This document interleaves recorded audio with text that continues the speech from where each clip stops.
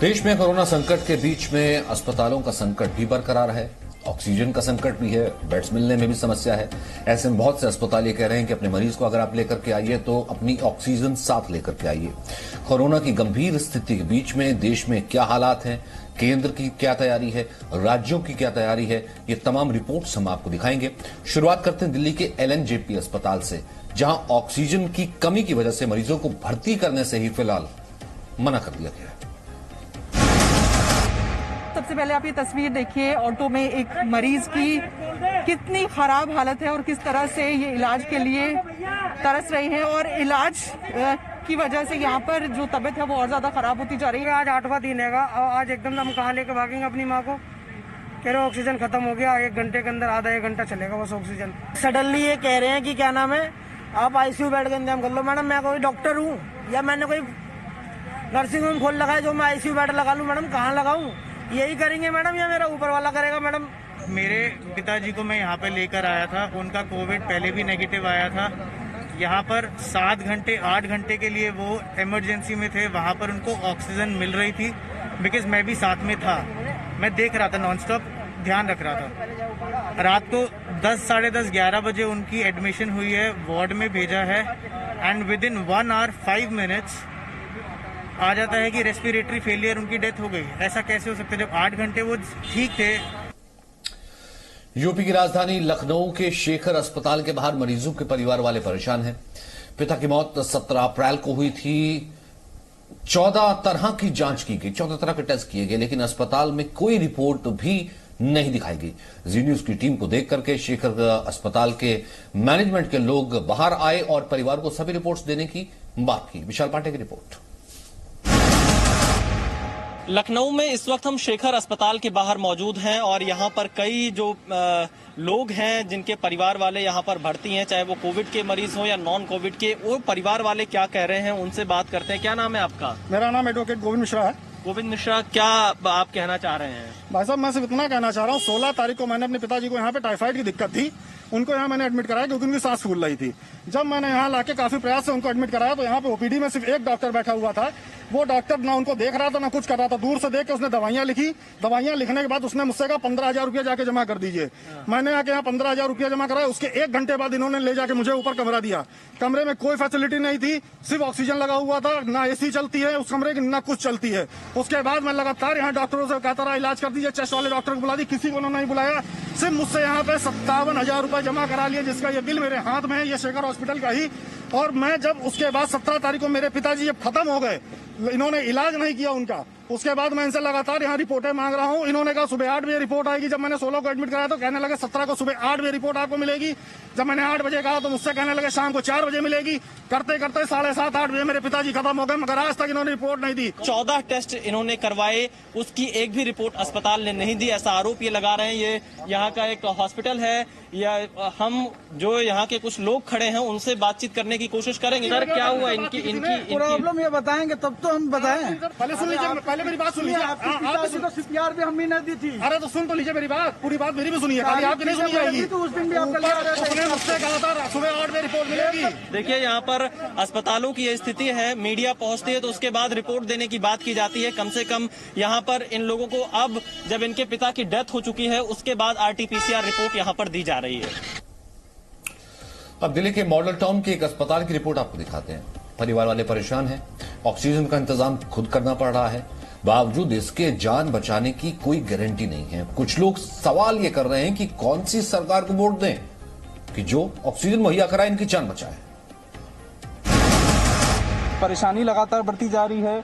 लगातार जो पेशेंट्स के जो मरीज हैं वो कोशिश कर रहे हैं कि किसी तरीके से ऑक्सीजन मिल जाए या कहीं ऑक्सीजन सिलेंडर की उनकी आपूर्ति हो जाए, लेकिन अगर किसी को ऑक्सीजन का सिलेंडर भी मिल जा रहा है तो वो रिफिल नहीं हो रहा है। जिन लोगों के पास अगर ऑक्सीजन की जरूरत है उन्हें सिलेंडर ही नहीं मिल पा रहा है, तो ऐसी परेशानियां कहीं आ रही है। देखिए कि मैं तीसरा हॉस्पिटल है यहाँ पर जहाँ मैं देखने आया हूँ, उस टाइम जगह यहाँ पर भी नहीं है। मेरे डैड अभी घर पे ही है, क्वारंटीन करा हुआ है वैसे घर में हमने। ये मैं सर मानेसर से भरा के लाया रात को कल, वो अब दे रहा हूँ ऊपर। अभी क्या कैसी आपकी पेशेंट की हालत क्या क्रिटिकल है, कैसी है? ऑक्सीजन पे, बिना ऑक्सीजन के 60 है उनकी SP। हॉस्पिटल क्या कह रहा है कि नहीं है? हॉस्पिटल कुछ सिलेंडर्स आए हैं बट वो भी कुछ ज्यादा देर के लिए नहीं है। सिचुएशन कौन सी सरकार देगी? आप, कांग्रेस, BJP, किसको वोट दूं? किसको वोट दूं? जब ऑक्सीजन नहीं देगी तो वोट किसको दूं? NOTA, no oxygen, no vote. Vote bank हो रहा है सर। ये कितने लोग मरवाने हैं बताओ? किसने मरवाने हैं? आपने, बीजेपी ने। नंबर दो, उतने मर जाएंगे, उसके बाद तो दे दो। मैं मरवाए तो अपना पेशेंट। मेरी मदर यहाँ पे एडमिट है, Usha Kiran, she is on ventilator. तो इन्होंने हमारे को कहा कि आप अपने अरेंज कीजिए, वरना आपका जो पेशेंट वेंटिलेटर पे है उसके साथ भी हम उनको हेल्प नहीं कर पाएंगे। ऐसी ही जदोजहद जाने कितने लोग यहाँ पर कर रहे हैं ताकि अपने लोगों को, अपनों की जान को बचाया जा सके।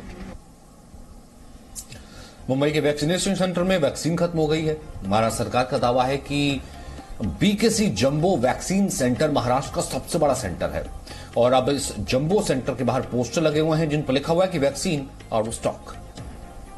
मुंबई में जिस बीकेसी इलाके में खड़े हुए हैं, ये जो जंबो सेंटर देख रहे हैं, महाराष्ट्र सरकार का हमेशा से दावा रहा है ये पूरे महाराष्ट्र का सबसे बड़ा जंबो सेंटर है। और ये जो आप देख रहे हैं इनका वैक्सीनेशन सेंटर मैं आपको दिखाने की कोशिश कर रहा हूं। और ये मोबाइल से अपनी जो तस्वीर ले रहे हैं यहाँ पे जितने भी लोग हैं, दोनों तरफ आप देखोगे तो ये लोग यहाँ पर बेसिकली इसलिए आए हैं क्योंकि यहाँ वैक्सीनेशन आउट ऑफ स्टॉक का बोर्ड लगा दिया गया है। ये वैक्सीनेशन जो आप देख रहे हैं यहाँ पे साफ तौर पे लिखा गया है वैक्सीनेशन आउट ऑफ स्टॉक। यहाँ गेट लगा दिया गया है, अंदर कोई भी आदमी नहीं है। लोगों को इसकी जानकारी कैसे होगी इस बारे में कोई इसके वेयर अबाउट्स नहीं है और यही वजह है कि लोग बाहर से आ रहे हैं और उनको पता भी नहीं चल रहा है। आपको पता नहीं था यहाँ पर कि यहाँ पे वैक्सीनेशन हो रहा है या नहीं हो रहा है? मालूम नहीं था, हमको तो मैसेज आया था 7 हिल्स पे बिटवीन 11 and 1 आना। तो हम गई, मुझे बच्चे गई, मेरा उम्र है चाहिए, उधर गई तो अंदर छोड़ा ही नहीं, बोला मेरे से नहीं, चले जाओ चले जाओ। क्या तमाशा चल रहे थे, बुढ़े लोगों को बाहर तो डालो ना। मैं जोगेश्वरी ईस्ट से आ रहा हूँ। पहले 7 हिल्स में गया था, वहाँ नहीं है। वहाँ पर भी वैक्सीनेशन बंद हो गया? नहीं है। वैक्सीनेशन होगा या नहीं होगा, जिस सेंटर पर उनको टाइमिंग दिया गया था वहां से उनको कोई भी जवाब नहीं दिया जा रहा है। एक सेंटर से वो दूसरे सेंटर जा रहे हैं और ये मुंबई का हाल है। कोरोना के मामले रिकॉर्ड बना रहे हैं, हेल्थ सिस्टम की हालत इतनी खराब है और यूपी सरकार दावा ये कर रही है कि राज्य में ऑक्सीजन की भी कोई कमी नहीं है, बेड्स की भी कोई कमी नहीं है। ग्राउंड रिपोर्ट देखिए। इस वक्त मैं लखनऊ के ताल कटोरा एरिया में मौजूद हूं। यह इंडस्ट्रियल एरिया है। दूर दूर से लोग ऑक्सीजन के खाली सिलेंडर लेकर यहां पहुंच रहे हैं ताकि उन्हें भरवाया जा सके और अस्पताल लेकर जाए जहां इनके मरीज भर्ती हैं। सुबह से ये लोग इंतजार कर रहे हैं और खाली सिलेंडर लेकर बैठे हुए हैं यहाँ पर कि इन्हें रिफिल कराया जाए। हमारे मरीज घर में हैं, उनको ऑक्सीजन की बहुत ज्यादा जरूरत है और हम 3 सिलेंडर लेके सब लोग इधर उधर भटक रहे हैं, मगर हम लोगों को गैस उपलब्ध नहीं हो पा रही। जहाँ जाते हैं अभी नहीं आएगा, शाम को आएगा, रात में आएगा, कल मिलेगी, यही सब हो रहा है। सुबह से आए हुए हैं, कम से कम हजारों के तादाद में सिलेंडर वाले थे और सब डर के मारे भाग गए। कोई न कोई व्यवस्था इधर उधर कैसे कर रहे हैं। कहाँ पर आपका कौन भर्ती है, कहाँ पर ऑक्सीजन की जरूरत है? मेरी बुआ को ऑक्सीजन की जरूरत है। मेरी बुआ मर्सी हॉस्पिटल में है। डॉक्टर ने क्या बताया? उन्होंने कहा मैं भर्ती इसीलिए लूंगा क्योंकि जब ऑक्सीजन आप पर्याप्त करेंगे मुझे, तभी मैं ऑक्सीजन आपके पेशेंट को भर्ती करूंगा। क्या कहा ऑक्सीजन वालों ने रिफिल सेंटर? उन्होंने कहा कि लिक्विड नहीं है और कल मिलेगा। कल मिलेगा। अपना बुला के अड्डे पे देखा मैंने अभी, और चौक में एक है वहाँ पे देखा जाके, पुल के नीचे बताया वहाँ देखा जाके, लेकिन कहीं कुछ सुनवाई है नहीं। वो ऑक्सीजन के लिए आ रहे हैं, लाइन लगा रहे हैं, इस तरह से लाइन लोगों की लग रही है और कोशिश इन लोगों की है कि किसी तरह से अपनों को बचाने के लिए आखिरी सांस तक लड़ाई लड़ी जाए। ये स्थिति है लखनऊ के ताल कटोरा एरिया की, जहां पर यह तस्वीरें दिखाती हैं कि कैसे लोग मदद के लिए लगातार गुहार लगा रहे हैं, लेकिन इन लोगों को खाली हाथ यहां से वापस जाना पड़ रहा है। सरकार को ये तस्वीरें जरूर देखनी चाहिए ताकि दावे करने से पहले हकीकत उनके सामने आ सके। वहीं झारखंड में पिछले कई दिनों से अब 6000 के करीब कोरोना के केसेस आ रहे हैं, जिसकी वजह से राज्य में बेड की कमी हो रही है। रांची के रिम्स की मल्टी स्टोरी पार्किंग में ऑक्सीजन बड़े पैमाने पर तैयार की जा रही है। कोरोना संक्रमण की रफ्तार काफी तेज है। प्रतिदिन आंकड़ों की अगर हम बात करें तो 6000 के करीब पूरे राज्य से संक्रमित सामने आ रहे हैं। ऐसे में बेड की कमी देखी जा रही है और इस कमी को पूरा करने के लिए प्रशासन जुट चुकी है। इस वक्त हम मौजूद हैं रिम्स के जो सुपर स्पेशलिटी वार्ड है उसके अपोजिट में। यहाँ जो मल्टी स्टोरेज पार्किंग बनाया गया था उसमें तकरीबन 300 बेड तैयार किया जा रहा है, जो ऑक्सीजन युक्त बेड होगा। इसके लिए तमाम जो आवश्यक चीजें हैं वो यहाँ लाई जा रही है और युद्ध स्तर पर यहाँ काम किया जा रहा है ताकि जल्द से जल्द यहाँ सेवा की शुरुआत की जाए। राजधानी रांची में तकरीबन 1000 ऑक्सीजन युक्त बेड बढ़ाने की प्रक्रिया शुरू कर दी गई है। इसमें सदर अस्पताल, रिम्स और इटकी स्थित टीबी सेंटर में ये बेड बढ़ाए जाएंगे। तो हम कह सकते हैं कि लगातार गंभीर संक्रमित मरीज जिस तरह से सामने आ रहे हैं उसी स्तर पर प्रशासन के द्वारा तैयारी भी की जा रही है। अब आपको कोरोना के बढ़ते मामलों के बीच मध्य प्रदेश की राजधानी भोपाल की तैयारी दिखाते हैं। यहां ट्रेन को अस्पताल में तब्दील कर दिया गया है। कोविड मरीजों के लिए आइसोलेशन स्पेशल एक्सप्रेस तैयार की गई है। ये अंदर की तस्वीरें हैं।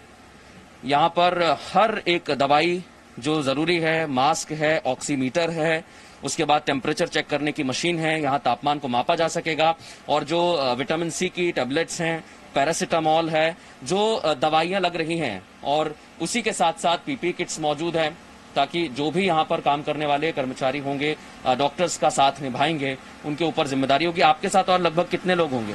18 लोग हैं हम लोग। 80। ये ऑक्सीजन इमरजेंसी में दिया जाएगा? जी, अभी तो इमरजेंसी में दिया जाएगा, लेकिन थोड़े दिन में 1-2-4 दिन में तो सभी में मतलब एक पेशेंट के पास एक ऑक्सीमीटर होगा। एहतियात के तौर पर रखा जाएगा जी।